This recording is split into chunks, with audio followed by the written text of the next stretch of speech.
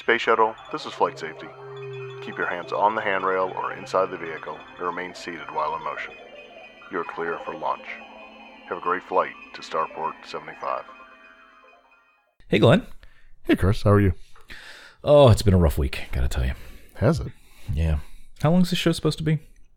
This episode is our new 6-hour length. Oh, good.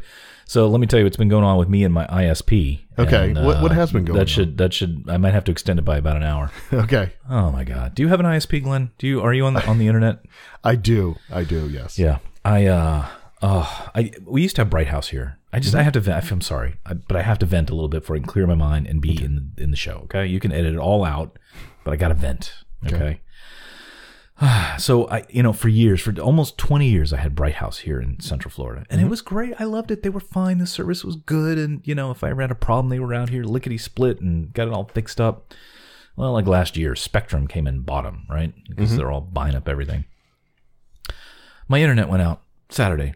Who knows why? Nobody knows why. Somewhere in the afternoon Saturday, my internet goes out.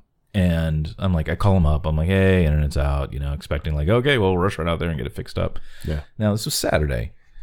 Yeah, we can have somebody out there Tuesday between 10 and 11. I'm like, Tuesday? Maybe you didn't hear me. Maybe you didn't hear me on the phone, person I'm talking to. It's not my electricity that's out. It's not my water that's out. We're talking about an essential life service. Right. My internet is not working. Right. I could do without water. I don't need to shower because I smell mean. Yeah. I can build a fire.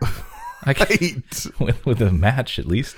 Right. Yeah. So, and it has been going on and on for days and days, and it's like it goes out and then comes back, and then most of the time I'm getting like 150 down, but only like 0.8 megabits up, which for those non-technical people there is just ridiculous. Makes no sense at all. I had techs out here until 10 o'clock one night, and they can't figure it out. Oh, so it's just been frustrating. And the worst part is, like, once the home team can't figure it out, they send it off to, quote, maintenance. Well, here's how maintenance team works. You ready? So they send it to maintenance. These are the people that are like in the trucks that go with the big poles or whatever they do, right? Not the ones that go to the houses, but the one dealing with the infrastructure. And once they give it to maintenance, they don't get any updates on it. It's like it goes off, and they can have up to, quote, 72 hours to work on the problem. I'm like, I don't know if you can do the math. It's like 100 days. Yeah. Right. And I said, well, how do I get it? Like, has somebody found out about, like, is somebody working on this? And what I told him that I'm scared of here is that apparently I'm the only one having this problem. It's not like a neighborhood is out where they're like, really? Oh, we got to get it. So I'm the only one having this problem, supposedly. And so I'm worried that it's going to be like, this is a hard problem. It's just one dude. Like, I don't know. Let's look at it tomorrow, right? It's just going to be one of those things. It's just going to slide and slide and slide. Anyway, so we had to cancel last night on our normal recording, and now I'm here, and sorry to start off on a down note, but I'm all stressed out about it. No, it's fine. They don't have a solution yet, though? No. I mean, they don't know? No, they're looking at their meters, and like, this is the weirdest thing we've ever seen. Like, you're getting like you got the best downstream signal we ever see, but your upstream is like, it's like nothing. I'm like, then fix it. I mean, do what you got to do. And this is, I'm sure you run into this. This is 10 times as hard for me as it may be for a normal person, because I know enough to be dangerous. Yeah, right. And I'm like, can I just log in to your system for a minute and poke around? Right? Like, I'm going to troubleshoot this thing. Yeah. Yeah. So they can't figure it out. But I had them say 3 times, we don't think it's a problem at your house. And, I live in this new neighborhood, so it's all fiber it's literally fiber to everyone's house. Like, it's all fiber in the neighborhood until it gets to my wall outside the house, and then it converts to coax to go into the house. So you'd think, like, it would be easier for them to figure out, because, like, coax is weird, and it can get, nicks, and, weird things can happen with signal. But I mean, fiber's pretty, it's just light. Sure. Should be easy. Yeah, anyway. I mean, you would think it would be contained within the house, in the modem or the line or something like that. No, we swapped out. That's when they told me Tuesday, I'm like, you know what, I'm going to run out, because I figured it was the modem, right? Yeah, sure. And I use my own. I don't use the me too. The cable one. So I ran out to Best Buy, bought a new modem, and on the box it says, certified to work with Spectrum and blah, blah, blah. And I come back and I literally spend 2 hours and they can't get the thing activated. And it's just like, I just can't imagine what is so difficult And I gotta believe they're working on it because it'll go out periodically. So if we have to pause the show, you'll know why. But it come back, and then it's like slow, and then it's regular speed. I'm like, what are they doing? It's like a bunch of chimps back there with those old-fashioned telephone cables, just kind of patching things in and stuff. It's crazy. That is crazy. It's very frustrating because, and it's, I don't know. Do you have a choice of broadband providers? Where you are? Well, no, that's not true. Yes, it's either we have Cox Communications here, right? That's our cable provider, and then we have AT&T. Yeah. They offer internet Uverse. as well. Yeah. Uverse. Yeah. So, and that's what I figured. Is I'm like, you know what? I can't use profanity. Enough of this noise. Right. I said to people around me. I said, I'm going to go sign up with another provider and at least get like a backup.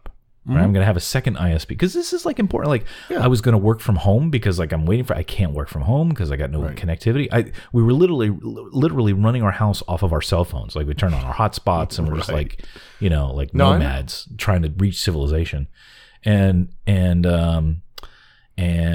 so I looked around, but there is no other service. No other service. Not even AT&T. Nope.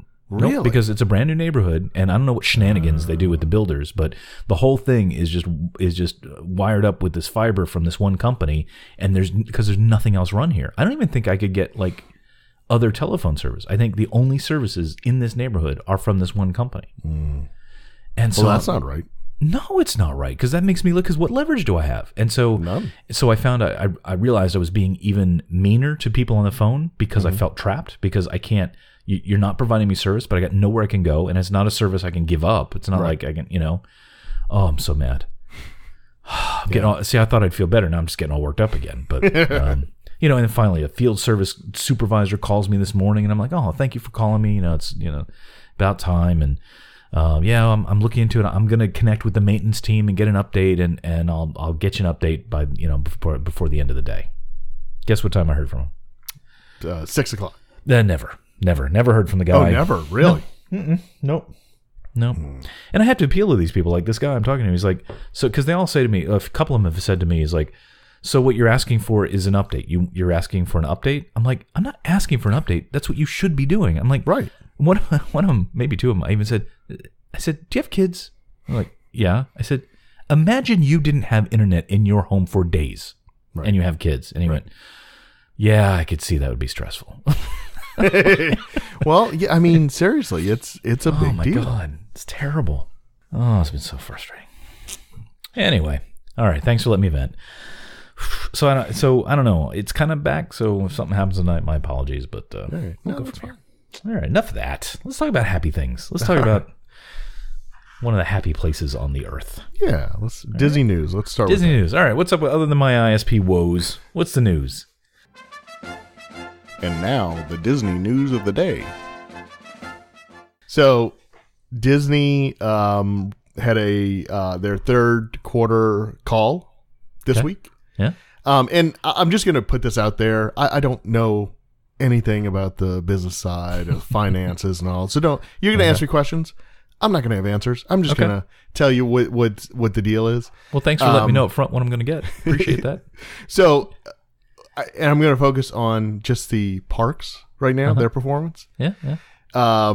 So during the call, they announced that revenue was up 6% year over year for the third quarter. Third quarter is April 1st through June 30th.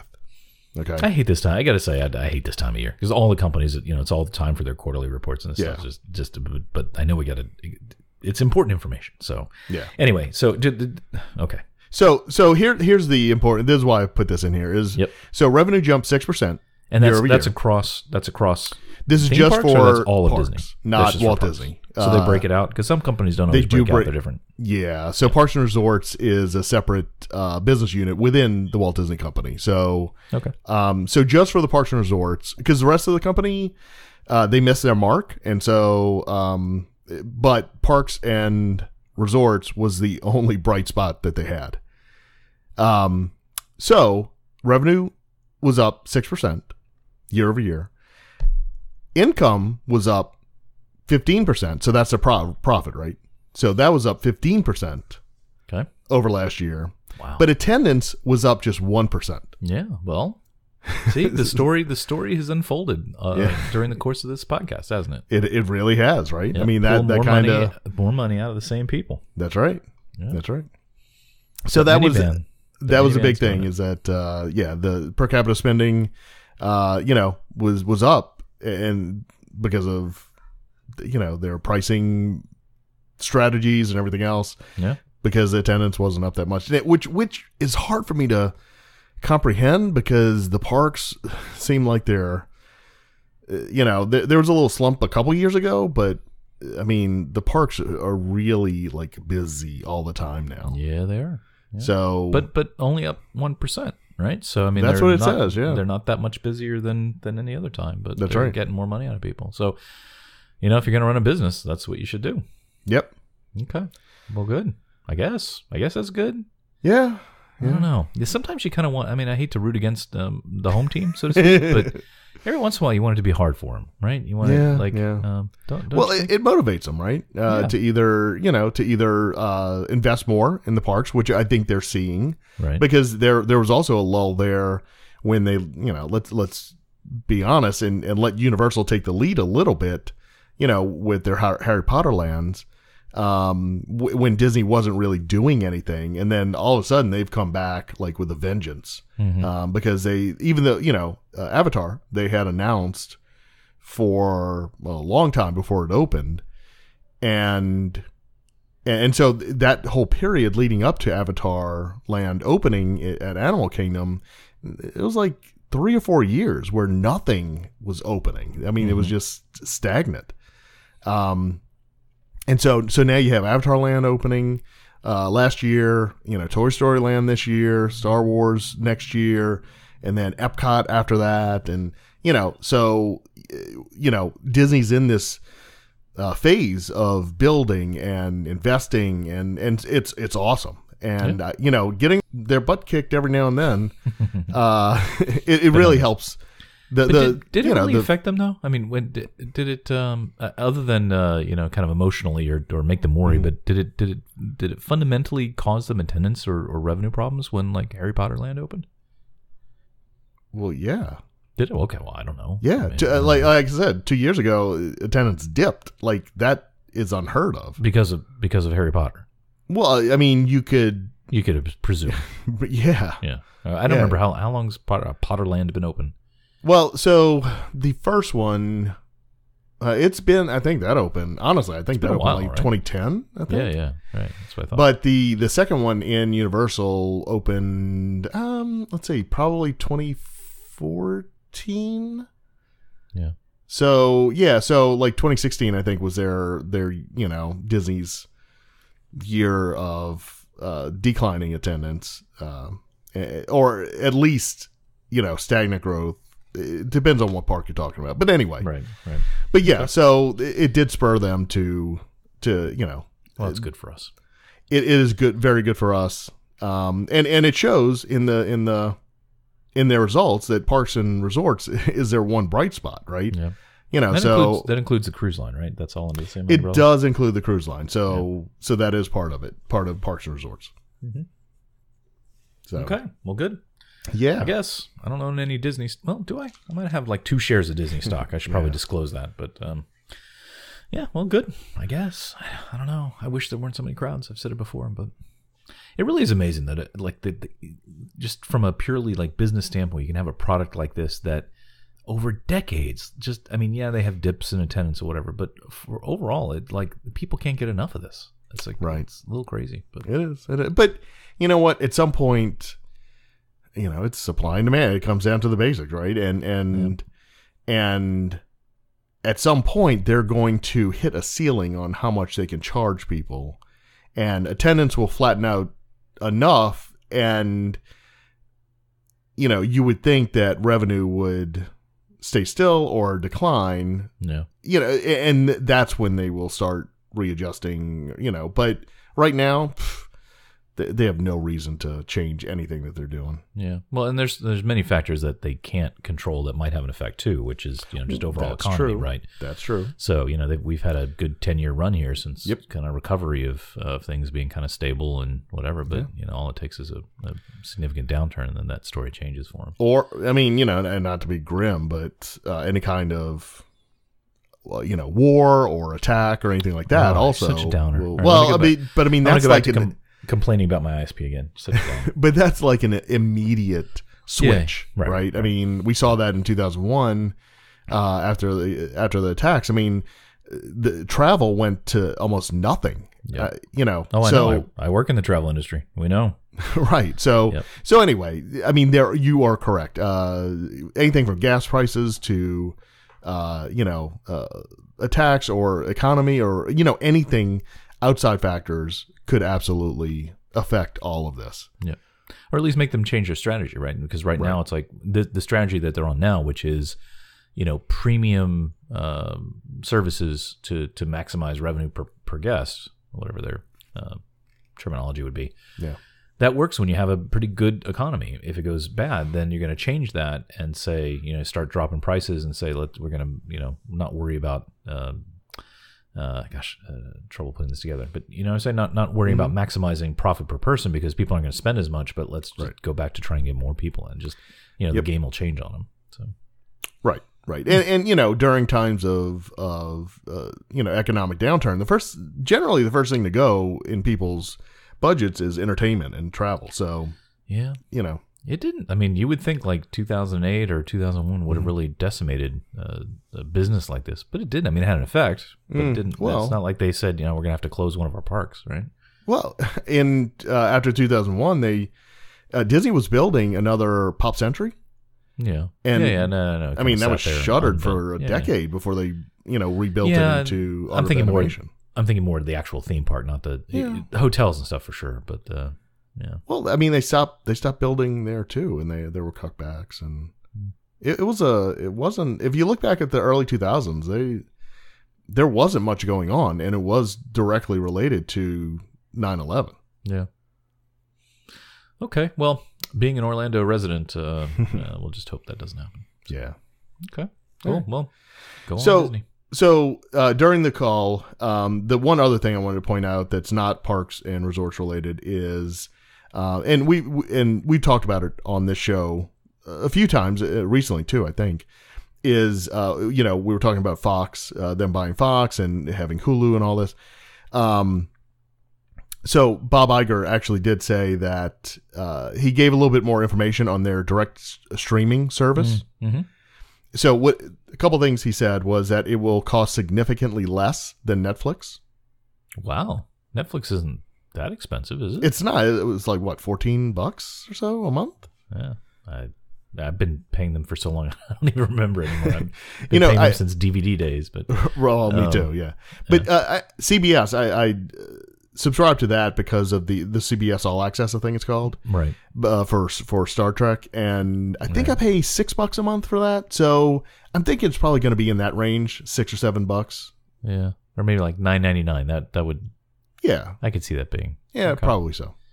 So, but they are going to have or a lot of original content. One thing that I'm going to talk about a little bit more in depth is they're going to have the Star Wars live action series. Mm-hmm. But they're also going to have TV show spinoffs for Lady and the Tramp, Monsters, Inc., and High School Musical. Okay. And they're going to produce 9 different movies for the service with budgets ranging from 20 to 60 million. Wow.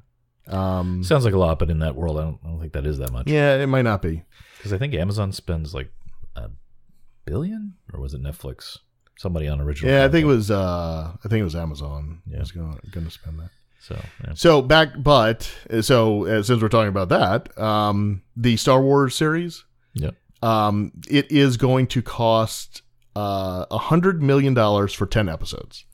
Shut your mouth. So it is actually going to be one of the most expensive shows ever made, and they're comparing it to the most recent season of Game of Thrones. Each episode costs about $10 million an episode. So they're really leaning on this to kind of draw in the people to the streaming service. Yeah. Well, this is where it's all at right now. I'm really looking forward. Are you looking forward to this? I am. The streaming service or the live action? Well, let's start with the streaming service. Both. Yes, I am. Okay. I can't wait. Yeah, me too. I'm glad to hear that they made a statement on the cost, because I really assumed it was going to be like a premium priced product. I thought it was going to be like a $19.99 a month kind of thing, right? Right.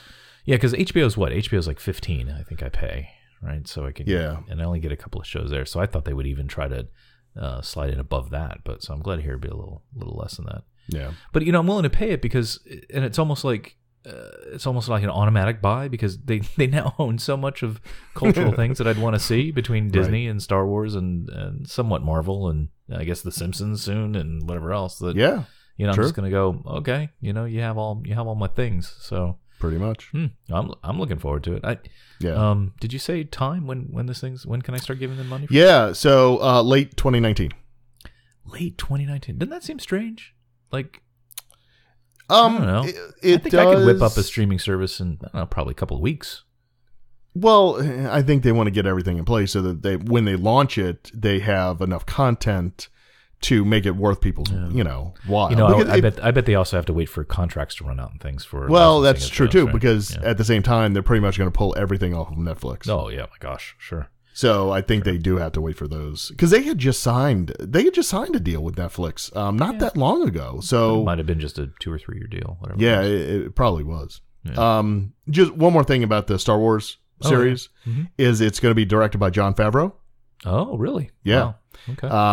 For those who don't know, he is the director. He's the cowboy hat guy, right? And writer. Was that? He's the cowboy hat guy, right? Is that him? No, not at all. He is. Do you even know who I'm talking about? No, I don't. Well, then how do you know it's not him? Because he doesn't wear a cowboy hat. Go ahead. I'm going to look it up while you... All right. So Jon Favreau, he wrote and directed Elf. He a little independent title called Iron Man. I've heard of that. Iron Man 2. Swingers, I think it was his first big movie, but he's an actor and director. He also directed The Jungle Book, the live-action release of The Jungle Book recently. So he's been working with Disney for quite a few years now, and I think he's directing the new Lion King, live-action Lion King that they're coming out with. Yeah, because we need that. So as long as there's no racially charged posts or jokes that he did in a while. Well, back, all right, I'm not going to into that. You don't want to touch so that. Anyway, real quick, it's set 7 years after Return of the Jedi, the live action show. 7 years after the Return of the Jedi. Yeah. Oh, okay. So it's in between 6 and 7. Yeah. So the person I was thinking of was Dave Filoni. Oh yeah. No. So but yeah. So he's going to be directing, producing, whatever, the new... They're going to have another Clone Wars season for Star Wars, which... Yeah, he was like Mr. Clone Wars. Like, yes, absolutely. And I think Rebels. I think he was kind of instrumental for that, too. Yeah, I think he pretty much is heading up the animation part of it, of Lucasfilm. I hate to say it, though. I hate to be a downer. Maybe it's all my ISP woes that are stressing me out. But have we hit peak Star Wars? Like, I'm getting a little Star Wars weary. Am I just an old crotchety old man now, or are other people ailing from this? I don't know. I personally can't wait. I just love to see all the Star Wars stuff. I don't think you haven't watched like Rebels and Clone Wars, have you? No, I haven't. Okay, well then shut your mouth. But You're lying. that lends more to the fact that my kids aren't as into Star Wars. Like I don't know.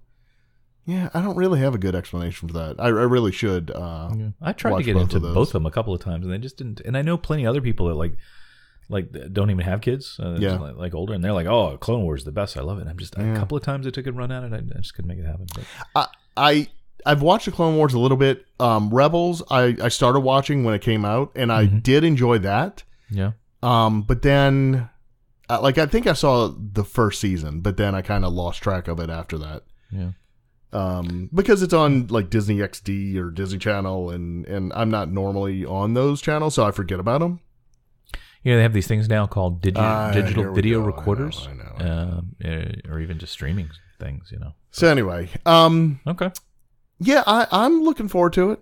You don't feel at all like there's just like, because there's just like merchandise is everywhere and just like so much talk about it, and like, you know, you don't think there's a no. Okay. No, I'm good. Bring it all. Just on. me. Just me getting old. And just you right now. Look, when episode 9 comes out, you'll be excited again. And yeah, I thought that about 8. Didn't happen. In fact, 8 kind of, you know. Be patient. You know what did it? I talked about it, I think, last time, or a couple times. It was the short turnaround time between 8 and the Han Solo movie. That was like my tipping point. I agree 100% on that. It is. And so the question is, then why can Marvel do that and it doesn't have the same effect? Well, with me personally, I think it's because I'm not that into Marvel, so I can easily, like, I haven't seen the last movie. I can ignore that, where because I like Star Wars and I want to pay attention. I you know, because I see all the things, I pay attention. Star Wars Land is coming, like, so I'm actively engaged in all that, and it get a little tiresome, I think. Yeah. But I mean, still love it. But I know. I wish they'd just back off the throttle a little bit. Just, you know what I mean? Which Disney cannot do. It's not in there. No, that doesn't. I don't. That does not compute. Slow down. What now? Right. Exactly. Yeah. Anyway. Okay. All right. Well, good. I'm looking forward to it. What else we got? What other news? Last bit of news, and this is just for you. Do it quick because I'm hungry. This is just for you. Okay. Have you ever heard of this? I think he's a chef, or I don't know if he's technically a chef, because I think you have to actually be good at cooking. But anyway, so Guy Fieri, who came and spell and pronounce his last name correctly, opened Chicken Guy with an exclamation point after Guy. Chicken Guy at Disney Springs Could you this do week. that again? Do that again for me. Chicken Guy. Yeah, that's great. You should be on their commercials. I should. So out of nowhere, like, I don't think anybody had any clue that this was happening. Robert Earl. I mean, it's just a restaurant. Do you know who Robert Earl is? Not a clue. Okay, so he's the guy that created Planet Hollywood, and okay. Anyway, he lives in Orlando, and he partnered. So when he reopened Planet Hollywood after the Disney Springs makeover, he had Guy Fieri come in and make all the hamburgers for him, right? So they're Guy Fieri signature hamburgers at Planet Hollywood. And apparently that has brought in enough people that they said, hey, we can do more with you, Guy. And so they partnered with him to make a standalone restaurant that's attached to Planet Hollywood called Chicken Guy. And so it's just chicken and chicken sandwiches and stuff. And yes, Chick-fil-A where I live. But yeah. Well, right. So anyway, so that's open at Disney Springs now. Chicken Guy. So they built it with nobody said like, hey, what are they building over there? No, all of a sudden it was like they put out the news. They're like, okay, hey, we've done this, and by the way, it's open now. Wow. Like nobody had this on their radar at all. Like, kind of throw in a couple of fryers and some tables and folding chairs, you're done. Yeah. So, wow. So wait, we got to back up a second though. But why did you put this in here for me? How do you make that connection? Because now you don't have to go to Planet Hollywood. You can go here and get your donkey sauce. Oh, good. Oh, the world needs more donkey sauce outlets. Yeah. Donkey. So you could get your donkey sauce and pour it all over your fried chicken. That sounds just amazingly delicious. Is Guy, and you say his name's so fancy. You're not normally a fancy pronunciation guy. Because I watch way too much Food Network, and yes, I watch his shows. Can't we just say his name is Fieri? Well, why do you watch his shows if you disrespect him so? Because I like the show. So what he does, he goes around to restaurants that are, it's diners, drive-ins, and dives, right? So he goes to restaurants that aren't like these big name restaurants, and you get to see him make food. And so you're not watching it for him; you're watching it for the little guy, right? They have these little restaurants and stuff, and so that's what I'm watching it for. It's kind of like why I watch Amazing Race. I don't watch it so much for the contestants. I like to see what parts of the world they go to. And there you go. It's kind of exactly. I see. Okay, well that kind of makes sense. Yeah, I've never quite understood the appeal of him. but no, he's. Maybe everyone watches for the same reason. Maybe nobody's actually watching. Of course, him. that's why. Nobody likes him. Well, no, I say that, but No, that can't they be just true. opened Chicken Guy, so somebody's got to be. Chicken Guy. Jeez. Starport. You need more exclamation point. I do. Parkleaf has an Shoot. exclamation point. That's what I'm missing. You need it. We can get how our else- second million listeners if I just put an exclamation point. How at else the are you end. going to get people excited about your product? Starboard 75. It's going to be Walt Disney World. Add Exactly. exclamation points to everything. All right. That's awesome. So you're gonna try this place though, I'm sure, right? Next time.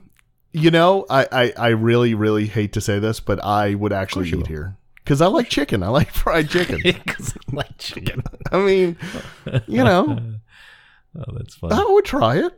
Oh, I my see how kids they were like able to chicken. build this because it's not really. It's like inside the Planet Hollywood building. Yeah, Right? it is. It's not like they had to build a new building so they could do. No, it in I think it's probably part of the merchandise shop or something. yeah, it looks like a tiny place. Looks like a dive. Or a It diner. does. It does. Yeah, this. I'm looking at the pictures. It doesn't look like it took a long time to build this. No. So, they got like chicken on a stick. They got chicken on a bun. Oh man, now I'm hungry. What are these fries? What is this? So It does look They have- pretty good, right? The food? the loaded fries? Yeah. Yes. This is not healthy food. Have you seen Guy? You You could get the chicken guy triple double mint shake. That looks kind of interesting. Do you like mint? Some people don't like mint. I do like mint. Do you? Yeah. Yeah. When I was a kid, the chocolate chip mint ice cream, that was my favorite. Mm. Not so much anymore. Wow. Okay. Man, I wish I didn't see this when I was hungry. They even have fried pickles. That's become like a popular thing. It is a thing.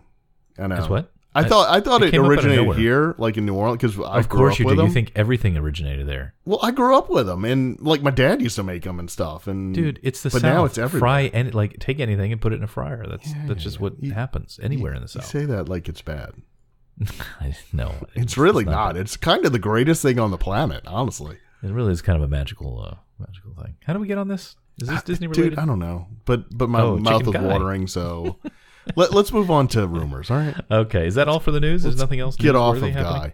Guy Okay. and his donkey sauce.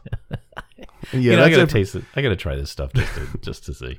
I'm gonna video. Well, it. I'm waiting for the next. on the channel. I'm waiting for the next Chris visits Disney World segment. Yeah, it's too hot, man. It's been in like the Yeah, 90s. you know, and you just- promised to go to Toy Story Land. We still haven't had. Whoa, Our whoa, listeners back are up. I never patiently promised. waiting. No, go listen to the tape. Go hit rewind. And Okay. listen to the tape. I didn't promise. I You said, even I'm gave a thinking- date. I'm thinking of going. I'm thinking of going this weekend. I You think said we're definitely going Sunday. I did not say that. I Yeah, would it's never like say 4 episodes ago.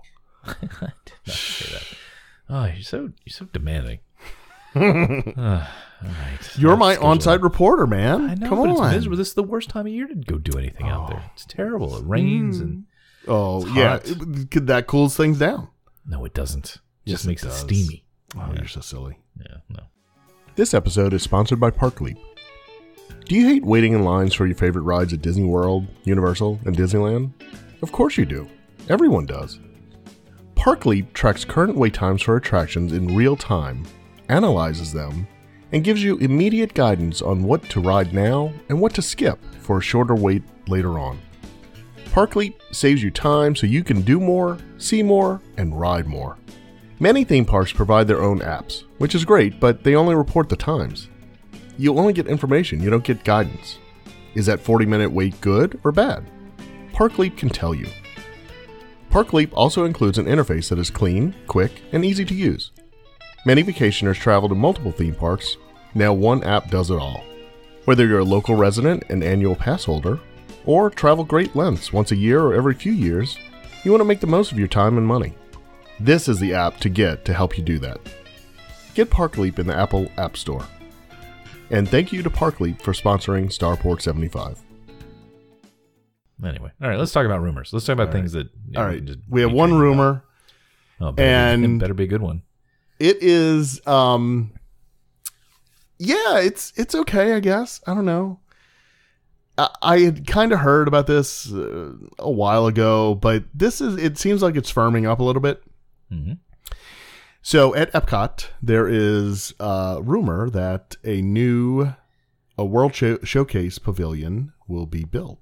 Wow. Yeah. Okay. What's the most recent one we had? When was the last time a new one was added? It's been a while, right? Norway in 1988. Wow. So, wow. How many? 30 that's like years ago. at least like 5 or 10 years ago, at least. Yeah. 30 years ago. Holy moly. It's not even Norway anymore. I was only just it's frozen land. Right. I saw somebody post a video, just to go on a tangent. I saw somebody post a video of the mural that used to be there. I'm like, oh yeah. I kind of missed that. Yeah. Anyway, wow, okay, give me the deets. So what's it going to be? Where's it going to go? Originally it was going to be, the original rumors were it was going to be 2 pavilions, 2 new, and then so apparently one's been it's on the chopping block and it's not going to happen. So, but one apparently still is, and it is expected to be open sometime during 2021.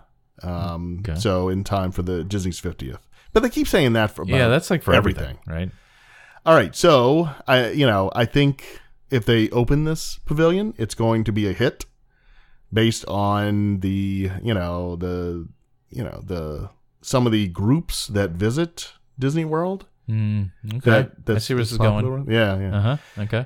So the rumored country is Brazil. Yeah, that makes a lot of sense, man. It does. A lot of sense. It does. Yep.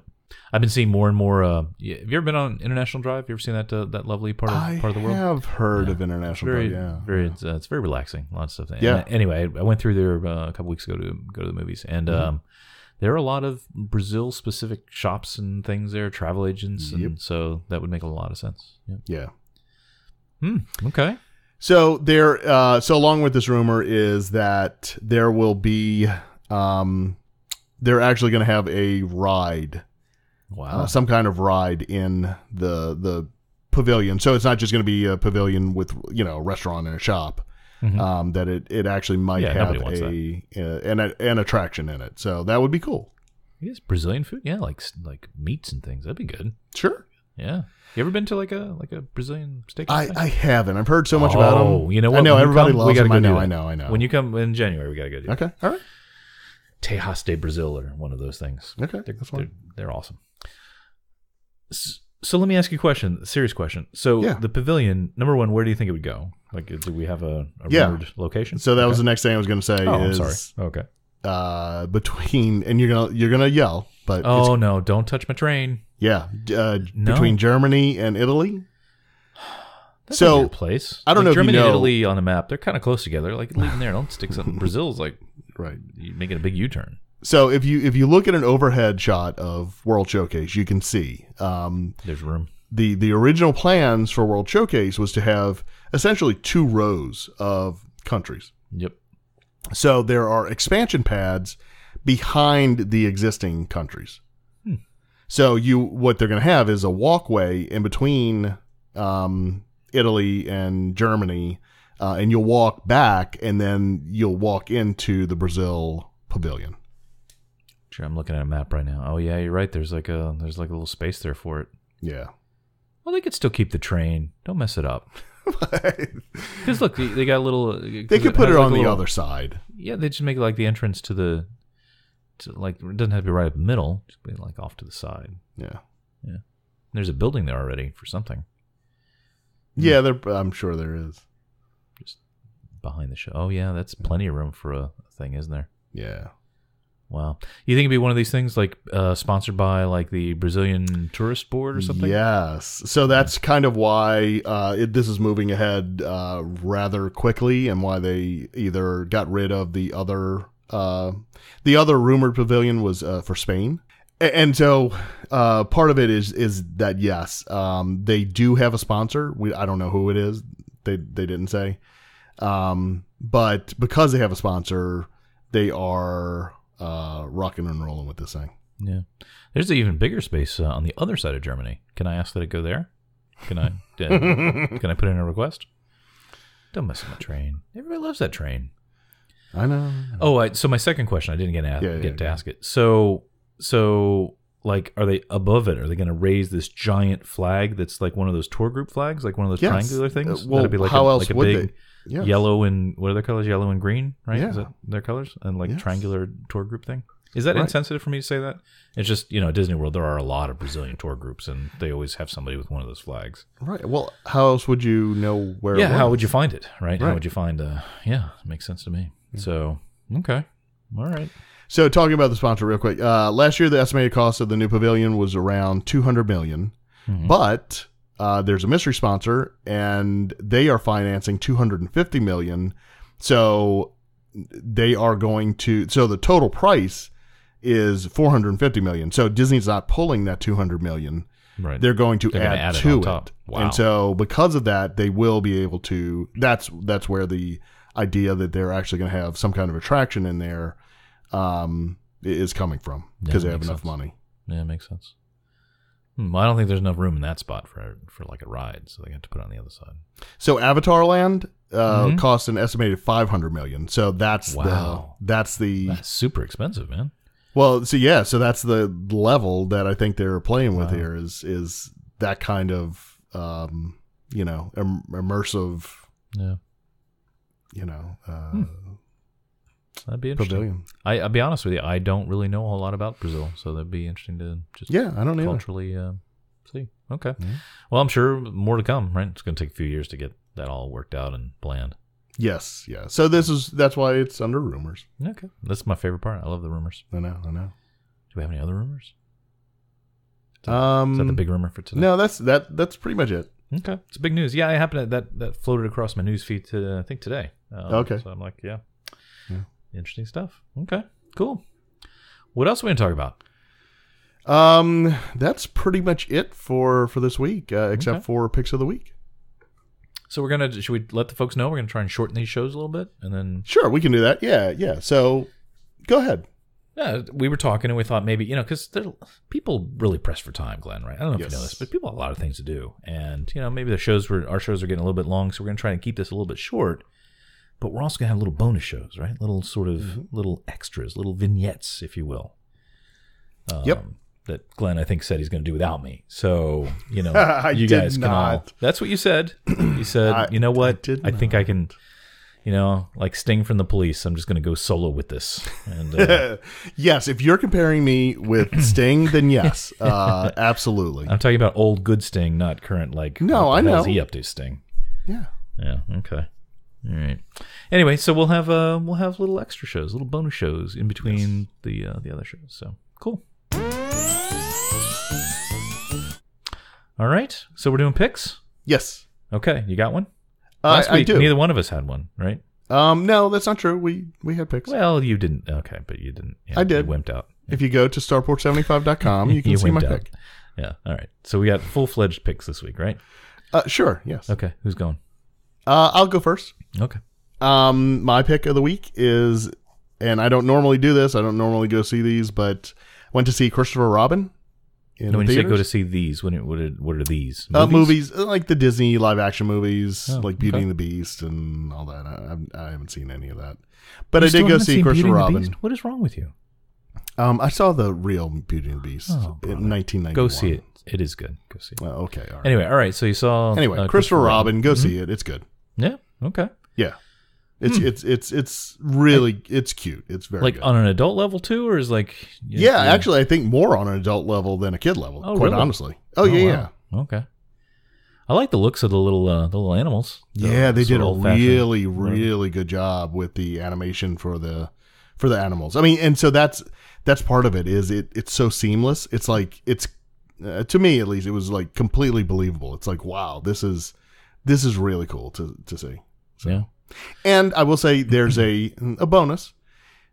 Just like in the Marvel movies, you don't have to wait till the very, very, very end. So when the credits start, just wait a couple minutes. And then there's a little bonus in the trailer and in the credits. Okay. Anyway, so it's pretty cool for Disney fans. So. Okay. All right. I might have to wait for home video for that, but Okay. looks good. All right. Good tip. Pick. Good tip or pick. Yep. All right. So my turn. Yes. So sometimes I don't have any picks. Other times, like now, I have have too many picks, which only means one thing, which I'm just buying way too many things. So, but I'll share this one. I don't know if you know this, Glenn, but about some things I can be kind of picky about. Like I have certain, it's true. Not a lot of people know this. Like certain, just kind of have things just kind of the way I want them, right? Mm-hmm. One of those is with my drinkware. Okay. Like, and I drink coffee a fair amount. And I'm so like, things have to be kind of just the way I want them for whatever that vessel is that I'm having that caffeinated goodness from. Mm-hmm. And I know what you're gonna think, so no offense, but like even like coffee mugs, like I don't like white coffee mugs. I don't like when the inside is white. I like it's got to be color or black or something. So I'm very kind of picky about that. Mm-hmm. Anyway, so I had a travel mug that I used for literally like 7 years or something, and it was like the perfect size. I got it actually at the Apple campus when I went out to California one time. And it was like the perfect size because there's a lot of things I don't like about travel mugs. I don't know if you use one, but I don't like when they're like really tall. I don't like when they're like, like they're really fat at the top and they're taper down this little skinny part so it fits in the cup holders. I don't like that. Yeah. I don't like the ones with handles. I don't like those. Okay. So I like, so I got like kind of parameters I'm looking for this. So I had to go on a hunt for a new coffee mug, travel mug thing. And I think I found the thing is perfect because it's like all the things I want. So have you heard of this Hydro Flask company? You ever heard of these people? No, I haven't. Yeah, I hadn't either. So I don't know if they're like a big deal. Like everyone knows about these people, Chris. But anyway, so I was just kind of cruising around Amazon looking at various things. I also have this other problem in that I have a pretty small car. I don't know if you know that. My car is literally mini. And it has the most insanely, torturously small cup holders because it wasn't designed by Americans. Yeah. And anyway, so I kind of have limits on what I can do there. So I had to kind of find things that would fit in that. And anyway, so I found this Hydro Flask double wall vacuum insulated stainless steel water bottle on the Amazon. And this thing's amazing. They come in different sizes. So like I found one that's kind of like a medium size, I think. It's not too big, holds like 16 ounces, which is plenty. But it's just like it's kind of like the right size to hold easily. There's no handle. You can even get different lids for it. So if you don't want the flip enclosure kind for coffee, they make one with like a straw lid. If you want to use it more for water or whatever. So I got it, and this thing insulates incredibly well, almost too well. Like I don't like my coffee like scalding hot, but like so I pour my coffee, and usually with my other mugs, I get in the car and then a few minutes into my drive, and then it's the right temperature. But this was like, oh my goodness, this coffee's still hot. Yeah. So anyway, they're $25. They're neat because they come in like lots of different colors. I went with the professional grade black. And it fits my really tiny cup holders almost, just barely. I kind of have to convince it, but it goes in there. So there you go. I bet the only thing I don't like about it is the logo's kind of obnoxious. Yeah, a little bit. I might find some way to kind of hide that up. But that's usually just where I hold it. I'll just cover it up with my hand. You know what you could do? What's up? We get you some Starport 75 stickers. Yeah, you know what? Put it over the logo. Ready? Here, got some. You can hear them right here. There's my stickers. But I like it. It's a simple. It sounds like a simple thing, but it's like it's part of what I use every day, and you want it to be something like. And here's the other thing. I went out to their website, right? And I'm looking at or maybe it was on Amazon. No, it was on their website.